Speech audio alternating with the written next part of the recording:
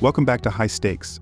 Elevate your game by subscribing to our channel and never miss our daily content. For exclusive access to our premium betting picks, join our Patreon, find the link in the comments section below. Stay ahead with High Stakes.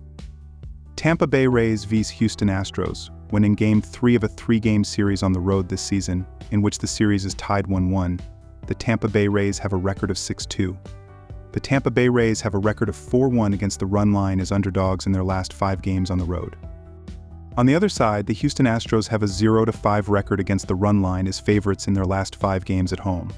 Both teams are starting rookie pitchers, and this game is going to come down to who can find more success at the plate.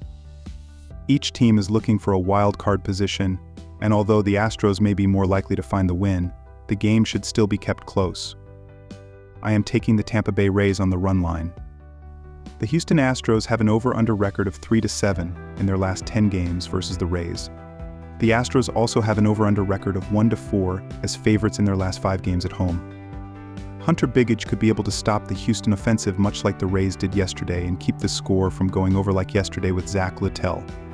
Houston is in a slight offensive slump and could give us a repeat game of Game 1 of this series with a final score of only 3-2.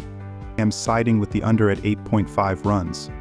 Boston Red Sox vs Texas Rangers, neither of these teams has been playing their best baseball as of late.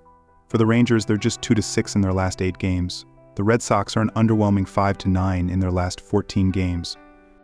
Perhaps that's partially why this game is priced so tightly on the money line. Well, I'm going to ride with Texas on the money line. There's one main reason, and that's Nathan Eovaldi. The right-hander has been a workhorse recently. He made 6 starts in July, logging a 3.23 ERA and 0.79 WHIP. The Rangers went 5-1 in those 6 starts.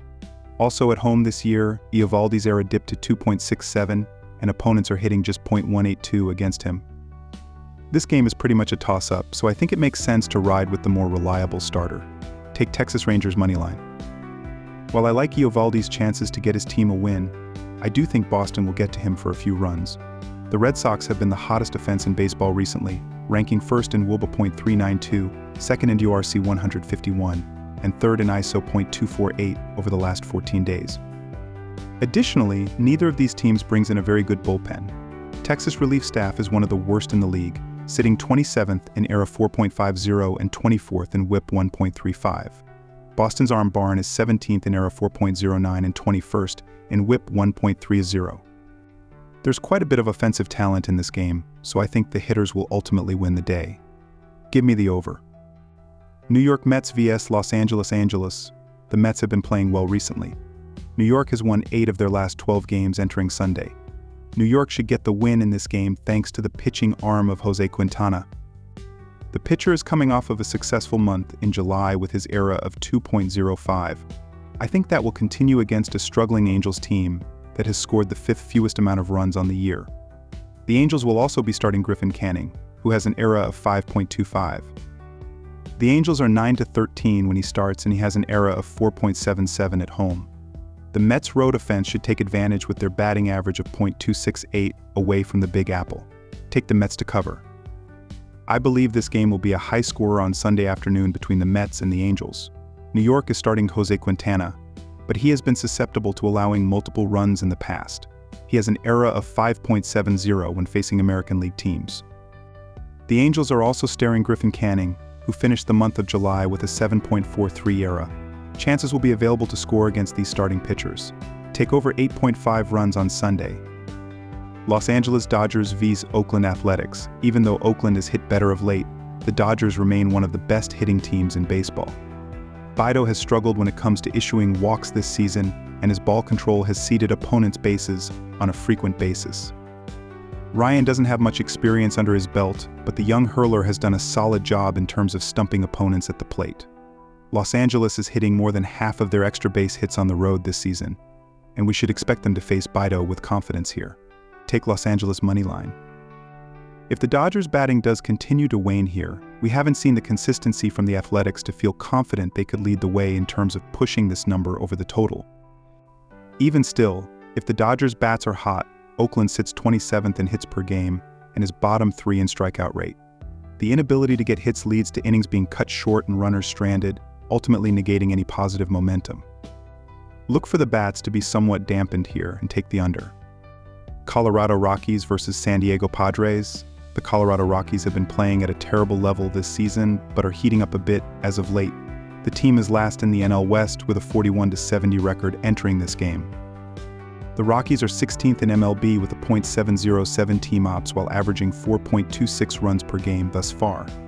The Padres have been doing very well with left fielder Jerkson Profar .880 ops, 18 HR hitting well, and making this lineup even deeper for this game. Righty Carl Edwards Jr., 1-3, 3.69 ERA in 2023, will be on the mound and is expected to make his 2024 debut after being signed by the Cubs last month.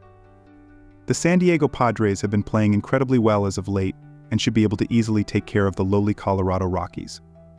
The Padres added during the trade deadline while the Rockies stayed put, so they do not have much momentum heading into this part of the year.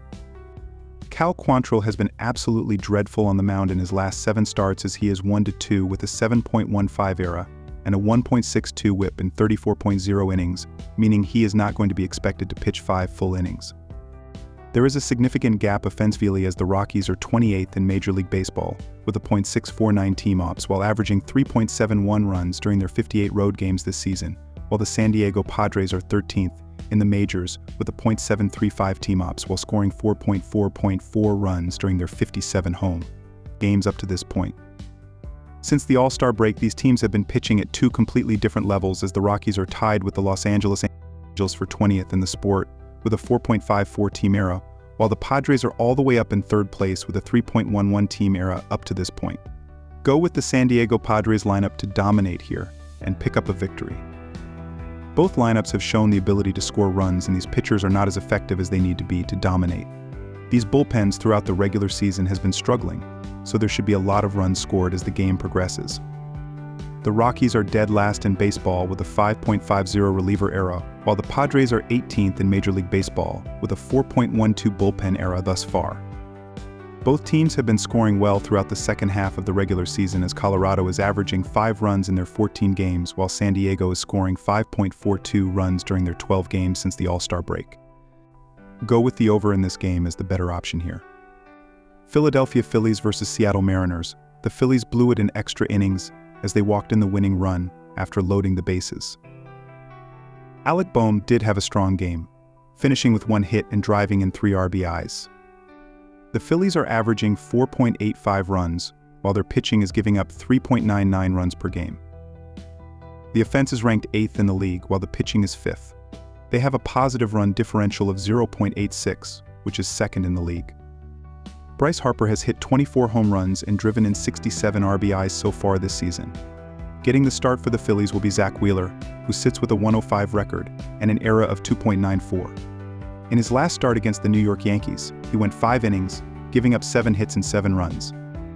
The Mariners have impressed in this tournament, even though they have been tested. Mitch Haniger had a strong game, finishing with a hit and driving in 2 RBIs. The Mariners are averaging 3.97 runs, while their pitching is giving up 3.71 runs per game. The offense is ranked 28th in the league, while the pitching is ranked 2nd. They have really had to lean on the pitching this season, and to make a run, they are going to need the offense to be more consistent. Cal Raleigh has hit 23 home runs and driven in 67 RBIs so far this season.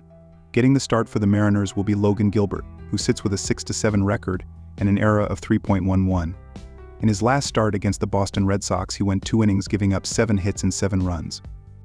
Both of these pitchers have been good overall this season, but both are coming off one of their worst starts of the season. The better pitcher in this game is Wheeler, and he's going to step up in a big way here. The Mariners' offense is averaging only 3.97 runs per game, and they are going to really struggle to get any sort of offense going here. This game will be a comfortable victory. Back the Phillies on the money line. Also take the over.